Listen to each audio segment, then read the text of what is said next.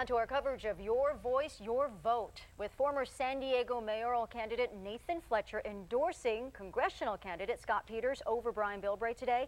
This is a perfect time to fact-check two recent campaign attack ads in this race. The Civility Campaign Project grades political ads, and you may be surprised by how these ads did and who's behind them. Whoever Bilbray's working for, he's not working for you. This anti-Brian Bilbray TV ad points to his work history as a negative. For 36 years, Brian Bilbray has either been a politician or a lobbyist. And that language is something the Civility Campaign Project judges object to. Buzzwords like that are used to stir up the emotions, and that detracts, we think, from the civility of it. But the three-member panel did give the ad high marks for being relevant and, while hard to follow at times, truthful. Average grade? A-. The attack ad against the Republican Bilbray was paid for by the Democratic Congressional Campaign Committee. No surprise there. What is surprising is that a national political action group would invest in the 52nd district race. This one's in play, and the registration has changed enough that what used to be a strictly Republican district has now gotten much closer, so it could go either way. That same unprecedented national PAC investment can be seen with this anti-Scott Peters ad. Peters approved fraudulent bond disclosures. Paid for by the National Republican Congressional Committee. While the panel gave it high marks for being truthful and relevant, it helped trigger the pension crisis. Pointing to Peters' role in the San Diego retirement benefit scandal, the three judges thought the ad was not altogether reasonable. Fair, but the judges are concerned that the commercial ignores the fact that he admitted his mistakes and worked to correct them. Average grade, A-. You want to get the full scorecard and details on how the judges reached their conclusions? Just go to 10news.com and the Red TV. Turning now to politics. Your voice, your vote. Have you noticed the negative campaign ads on TV? Well, one race that has produced a lot of them is the 52nd Congressional District contest between Brian Bilbray and Scott Peters. Now, the Civility Campaign Project grades political ads, and the group says there's a reason why these attack ads are particularly aggressive. In this anti-Brian Bilbray ad, but on Bilbray's watch, trillions added to the debt. He's blamed for the growing national debt. That's a little misleading on Brian Bilbray's watch. Well, he's one of 435 members of Congress, so you can kind of blame anybody for those things. The message was approved by opponent Scott Peters, but the three-member Civility Project judges found the ad to be less than truthful or fair. In fairness, we gave it low marks because it had a lot of grainy photos. Average grade, C+. Scott Peters, multimillionaire, congressional candidate. Then there's this anti-Scott Peters ad that portrays his personal wealth as a bad thing. But the judges say that's not fair or relevant. What does being wealthy have to do with your ability to serve in office? Well, if that was going to be the criteria, well, we might as well throw out 70% of the people serving in office. The group found few redeeming qualities. We thought it was uncivil, emotional, a real personal attack. Just sort of a nasty ad. Average grade, D. The ad was paid for by the Republican Congressional Committee, which along with the Democratic Congressional Campaign Committee has been pouring national money into this race. And the judges say these ads tend to be the worst. It's particularly bad and negative because it's really the only contested congressional race in the region. Should the candidates speak up and say, I don't appreciate you doing that on my behalf? I think in a perfect world, it'd be great for a candidate to come forward, but at the end of the day, it's already out there. The group says, though most voters say they don't like negative ads, for some reason, the ads seem to be effective. A major voter backlash may be the only way to stop the ads. So for the first time in San Diego, we are seeing the dramatic effects of the highly controversial Supreme Court decision on allowing unlimited spending by anyone for or against candidates. Now, the political groups getting that unlimited spending are turning the money into campaign ads. 10 News followed the money trail and uncovered some interesting connections that most voters are unaware of, but say they want to know. This campaign ad, Bob Filner, unfit for mayor, tells you the committee behind the ad, but not who's funding that committee. The single most important issue that members of the public have contacted me about is wanting to know who is paying for disseminating campaign advertisements. San Diego Ethics Commission Executive Director Stacy Fullhorse says the big bucks now being donated to independent political groups or super PACs make transparency critical. but tracking the money is complicated. For example, public campaign filings show San Diegans for Reform in opposition to Bob Filner received nearly 70% of its donations. That's $276,000 since June from the Lincoln Club of San Diego.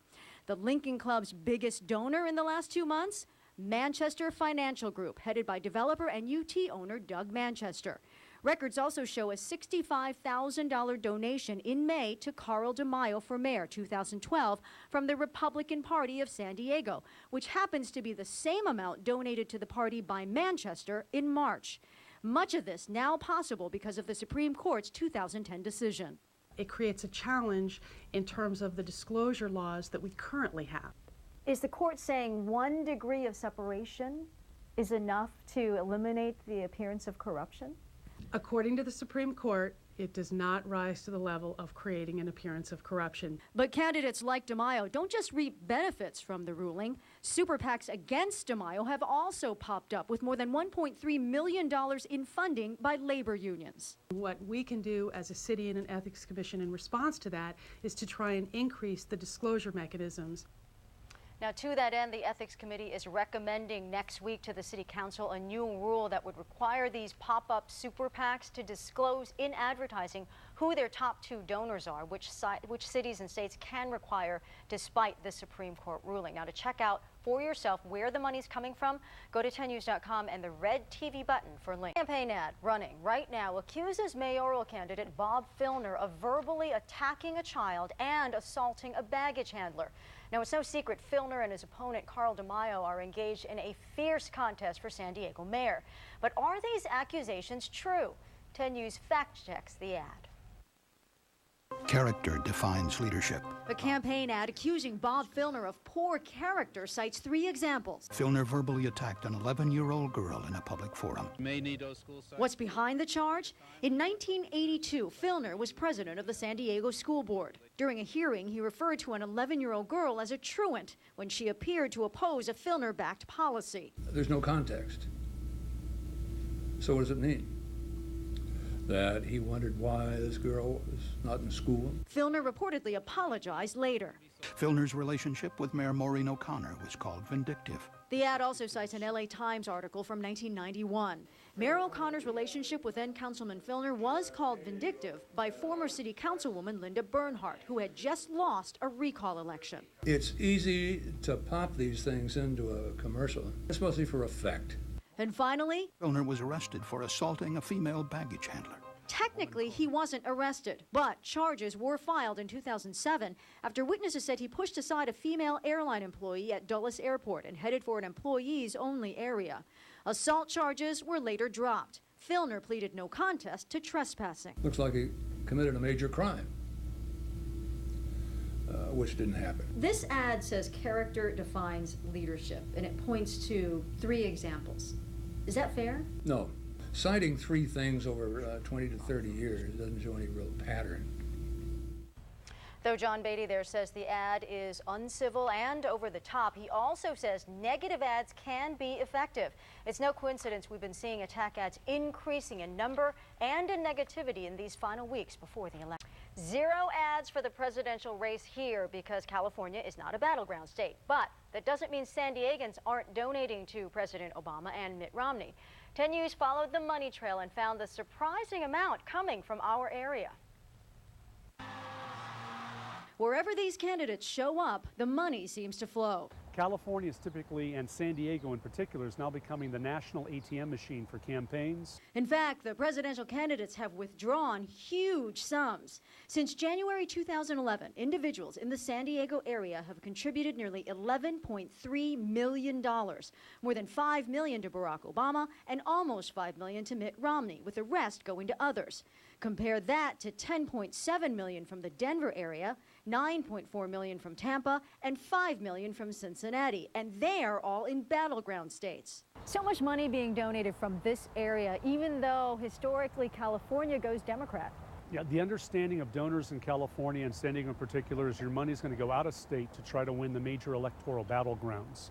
Which zip codes are giving the most? For Romney, it's Rancho Santa Fe at $746,000 and La Jolla with $615,000.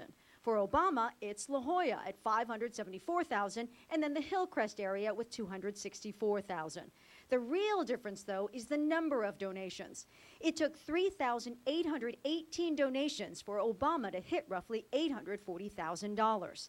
It took just 1,401 donations for Romney to hit $1,350,000. You know, stereotypes have a basis in fact, and Democrats tend to do better with small donors, and the nice thing with small donors is they then tend to turn out to vote. Nationally, an unprecedented amount of money donated last month to this presidential race, $717 million. So San Diego isn't the only place giving big. You know, they always come to California to pick our pocket. Can't we buy some counties in Ohio? You know, make them ours so the money they take from us actually gets spent in the California market? There's an idea. You know, you want to find out how many donations and how much money went from your zip code to each candidate? Just click on the red TV button on 10news.com. Very interesting. It is a controversial proposition that impacts every driver. Proposition 33 would allow auto insurance companies to give driver discounts or surcharges depending on history of coverage. Now, current law passed in 1988 makes it illegal for insurance companies to even consider your coverage history. What will opening that door do to insurance rates? Well, that's the key to the fierce debate behind Prop 33 in our coverage of Your Voice, Your Vote. Let's be direct about Proposition 33. Please share the word about no on Prop 33. On the surface, Prop 33 seems simple enough. Reward drivers with continuous coverage, penalize those without it. It creates competition. In other words, all insurance companies will be able to offer this discount. But consumer watchdog founder Harvey Rosenfield says what's really behind this is Mercury Insurance and its chairman, George Joseph.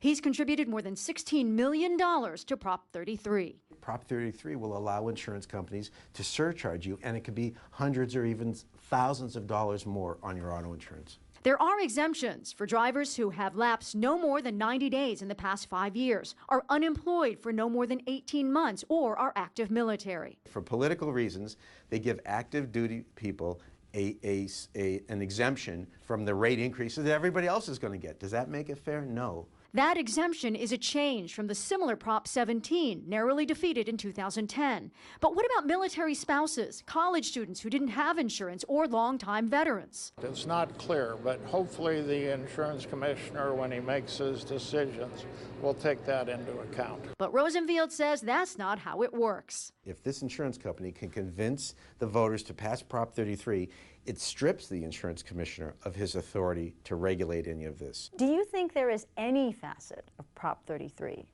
that is good? Let me just put it this way. When was the last time an auto insurance company or its executives put an initiative on the ballot to save consumers money? Opponents go on to say Prop 33 would allow insurance companies to offer discounts, but doesn't mandate it. Supporters say it's no different from new drivers already paying higher premiums than experienced ones. You want to learn more about the for and against sides? Go to 10news.com and that red TV button.